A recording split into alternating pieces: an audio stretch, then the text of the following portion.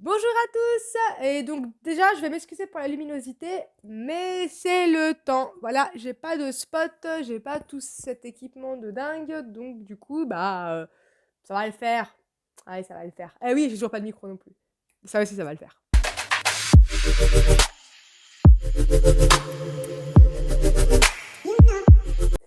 Donc rebonjour à tous, comme vous avez pu le voir dans le titre, je vais vous parler des livres, ou plutôt des sagas en fait, que je n'ai pas fini, et je vais revenir dessus pour certaines, pour d'autres non. Bon, ça va aller très vite, il y a que 3 livres que je vais vous présenter, même si je pense que vous en connaissez déjà certains.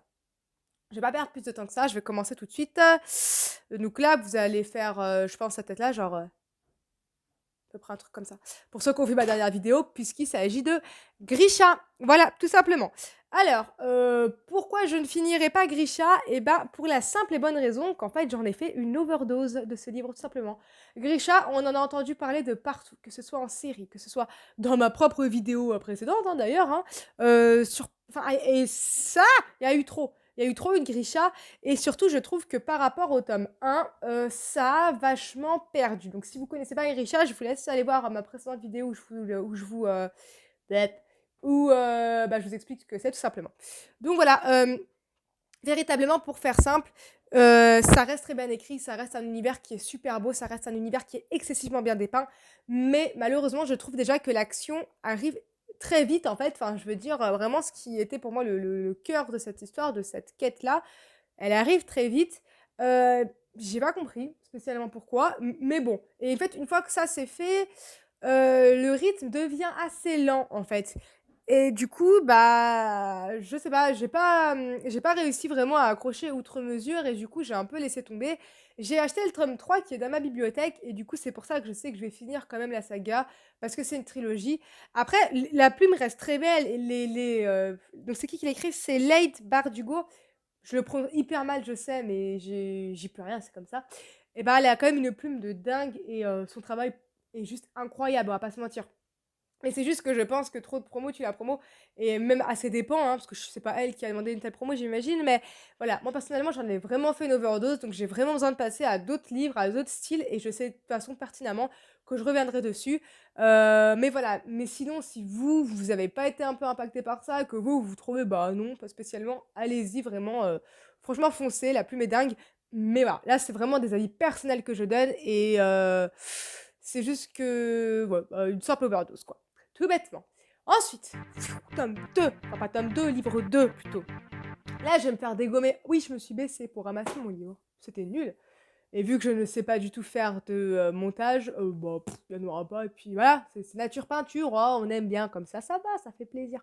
Allez hop, Phobos. Là, c'est parti. Je me fais insulter dans les commentaires dans 4, 3, 2, 1, tic. Phobos, c'est un livre que tout le monde aime. J'ai l'impression que tout le monde adore ce livre. Je peux le comprendre.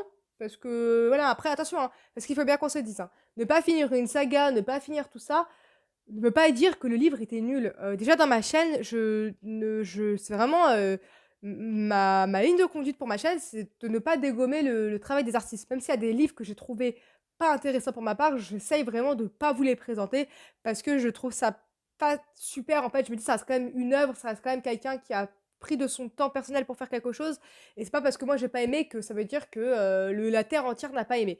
Donc vraiment, quand je vous présente des livres alors que je n'ai pas fini ou quoi, ce n'est pas que c'était nul, c'est vraiment je vous donne mon avis du pourquoi, du comment. Donc voilà, donc en même temps, évitez de m'insulter trop après ce que je viens de dire. Voilà, parce que vous me faites peur aussi. Bref, donc Phobos. Phobos, déjà, ça a été écrit par Victor Dixon aux éditions Pocket Junior. Oui, Pocket Junior. Franchement, Monsieur Dixon, il a la palme d'or de l'originalité pour son histoire. Parce que, alors, je vais essayer de résumer ça simplement. Il y a une chaîne qui s'appelle Genesis, qui a eu l'idée de créer, une conquête spatiale, en fait, et de tout retranscrire sur sa chaîne. Donc c'est une chaîne qui en continue en 24/24. Donc en fait, le but du programme, c'est quoi? C'est d'envoyer 12 candidats, 6 filles, 6 garçons, en orbite pour les envoyer sur Mars. Pendant ce trajet, ils auront un speed dating à faire, les filles et les garçons, parce que non, il y a aucun couple gay. Non, il y en a pas. C'est que des couples hétéros. Donc du coup, ils vont envoyer donc ils auront 3 minutes pour faire des speed dating à chaque fois, en fait et arrivés sur Mars, ils devront se marier, fonder une famille et cetera. Donc là, l'intérêt de la télé-réalité là-dedans, elle est où? C'est qu'en fait, c'est retranscrit mondialement puisque, chacun vient d'un pays différent et en vérité, le public va pouvoir voter donc pour son candidat préféré et voire même lui envoyer de l'argent et donc du coup, les candidats qui auront eu la plus grosse cagnotte, et cetera, auront, une fois sur Mars, les plus beaux quartiers, les plus beaux trucs, enfin voilà. Et ceux qui auront reçu les cagnottes les plus faibles, vous l'aurez compris, à contrario, auront les trucs un peu plus low cost. Donc tout l'intérêt de ce programme est là, ça rapporte plein d'argent, et cetera. Donc là, on va vraiment suivre dans ce tome l'ascension jusqu'à Mars, et cetera. Et il y a plein de rebondissements, il y a plein de trucs auxquels on ne pensait pas. L'intrigue reste forte, je trouve. Chaque personnage est super bien. Il y a quelques personnages, je trouve dommage, qui sont un peu moins mis en avant que d'autres, mais ça après quand on fait une histoire sur 12 personnages qui vivent dans un même lieu, c'est assez compliqué de faire, 12 protagonistes, hein. Donc nous, on va suivre principalement Éléonore, mais vraiment c'est super bien et en fait, pourquoi j'ai pas spécialement envie de la continuer? Pour la simple et bonne raison qu'il y a, je crois, 7 tomes et 7 tomes sur Mars, ça me tente pas, même si je vais pas vous mentir qu'avec l'histoire, de Monsieur Pasquier qui est parti dans l'espace et de cette histoire de drone sur Mars, ça m'a vachement envie d'y retourner. Donc je pense que j'y retourner bientôt, mais voilà, c'est vraiment le fait qu'il y a eu 7 tomes et que, 7 tomes sur Mars, je me suis dit: «Ouais, j'ai peur de me lasser», donc j'ai préféré me laisser un peu de côté et je retournerai dessus. Sachant qu'il l'a sorti en aussi ils l'ont fait en BD ou en roman graphique, bah, bref, en tout cas, voilà, elle existe aussi en support BD, donc voilà, au cas où vous préférez vraiment, en tout cas, Monsieur Dixon là-dessus, il a une palme d'or de de l'originalité de dingue. Juste, voilà, c'est juste, 7 tomes qui m'ont un peu, dérangée. C'est tout. Mais sinon, la plume est dingue et juste si dans le tome 2, parce que je suis quand même jusqu'au tome 2, je trouve que malheureusement, on se perd un petit peu dans les lieux et dans les personnages. Parce qu'il y a des personnages qui vont plus être mis en avant dans le 2, donc c'est un peu plus compliqué de s'y trouver, mais vraiment, c'est vraiment un avis personnel.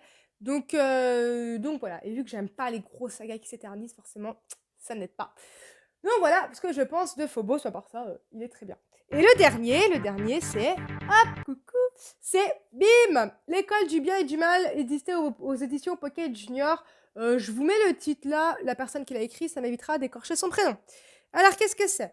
C'est l'histoire, en fait, dans un village, il y a alors je sais plus tous les combien, mais quelqu'un qui va venir récupérer 2 enfants. Généralement, il prend toujours une très belle et une très laide et on sait juste une chose, c'est qu'en fait, ces enfants, on les retrouve des années et des années plus tard parce qu'ils ne reviennent jamais dans leur village, dans des contes. Par exemple, on a retrouvé Cendrillon, qui est devenu Cendrillon, on a retrouvé, Maléfique et cetera. Donc en fait, on comprend que, ils en envoient une donc c'est quelqu'un qui vient voler, c'est du kidnapping d'enfants, hein, soyons clairs, hein, qui vient en kidnapper une pour la mettre dans une école pour devenir une future princesse et l'autre pour devenir un futur méchant. Et c'est des écoles qui vont former ces jeunes-là. Il y en a une qui rêve d'être dans l'école des princesses et sa copine, qui est pas très jojo, va lui dire non, vas-y pas. Et il va se passer plein de trucs, donc du coup, je vais pas vous expliquer quoi, mais elles vont intégrer ces écoles, ou pas forcément, mais bref, on rentre pas trop dans le vif du sujet. Parce que ça se spoil hyper vite. En tout cas, ce que j'ai aimé là-dedans, c'est que je trouve que pareil, originalité de dingue, il y a plein de clins d'œil aux classiques qu'on connaît. Par exemple, on va vous dire, ah bah réponse quand elle est arrivée dans cette école, c'était un cas, hein, ou des trucs comme ça. Et je trouve ça assez marrant en fait de revoir nos personnages sous cet angle-là. L'histoire est très jolie, ça reste quand même assez enfantin. Ce qui fait qu'en fait, je vais pas forcément retourner dessus, c'est qu'en fait, donc déjà il y a 5 tomes et pareil, j'ai pas fait attention, mais ça maintenant, je vous jure, je fais très attention au nombre de tomes qu'il y a. Et c'est surtout qu'en fait, tout le long du livre, je me suis dit: «Ouais, je vais prendre la suite, ouais, je vais prendre la suite, j'aime bien». Ce qui a fait que je l'ai pas fait, c'est qu'en fait, la fin de ce livre-là, bah, pour moi, c'est une vraie fin, en fait. En fait, c'est bête, alors peut-être que certains qui l'ont lu me diront: «Bah, non, enfin, si tu lis la suite, tu te rendras compte que non». Mais en fait, j'ai pas envie de lire la suite parce que pour moi, cette fin-là m'allait et j'ai peur de retourner. J'ai lu un peu, les premières pages du 2 que j'ai réussi à avoir, vous savez, les essais gratuits sur internet, vous avez accès aux 10 premières pages et j'ai arrêté parce que je me dis: «Non, en fait, j'ai pas envie d'y retourner sous cette forme-là». J'aime bien la fin qui a été proposée à celui-là, donc je le prends vraiment comme un one shot, même si je sais que ça n'est pas un. Mais j'ai trouvé que le début était bien et que la fin était très, très bien aussi. Alors je me suis dit: «Pourquoi en rajouter?» Mais ça reste quand même une très belle histoire et je pense que pour des ados et cetera aussi peuvent vachement apprécier. En tout cas, voilà et ça change un peu, je trouve, parce qu'on n'est pas trop dans que de la magie, de la féerie. Non, non, on est vraiment dans une école qui apprend les bonnes manières ou alors qui apprend comment sans les dire et ça, j'ai trouvé ça trop cool. Mais vraiment, ce qui a fait que j'ai pas pris la suite, parce que pour celui-là, j'étais vraiment OP, c'est vraiment la fin qui, pour moi, m'a paru bien et c'est vraiment aussi un aspect un peu, réflexion autour de, Bah, est-ce que parce qu'on est quelqu'un de beau et qu'on sent bon, est-ce qu'on est vraiment forcément spécialement gentil? Est-ce que c'est parce qu'on a une tête un peu repoussante qu'on est forcément un méchant dans l'âme? Voilà, donc ça reste assez enfantin, mais j'ai vachement aimé. Donc voilà, j'espère que ça vous aura plu. En tout cas, moi, ça m'a fait très plaisir de tourner cette vidéo, malgré le temps moche. J'espère que chez vous, il fait plus beau que chez moi. En tout cas, et bah, merci beaucoup parce que vous êtes de plus en plus. N'hésitez pas à vous abonner à mes chaînes et je vous fais des gros bisous!